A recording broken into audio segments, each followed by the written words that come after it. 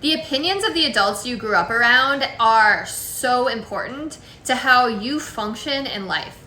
So when you're a child up to the age of 7, you are functioning in a theta brainwave state. And that's hypnosis, right? That's what hypnotists put you in.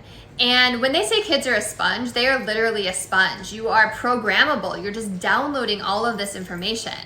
So if you have parents that say things like, you are going to be famous, you are going to be successful, you can be anything you want to be, you're such a great singer, you have all these talents, you're going to have a very different lens and inner voice and belief system than if you have parents or caregivers or teachers or religious leaders, whoever, that are saying, oh, you're not very good at math, oh, you're not that smart, you're not that good looking, just stick with this, and belittle you.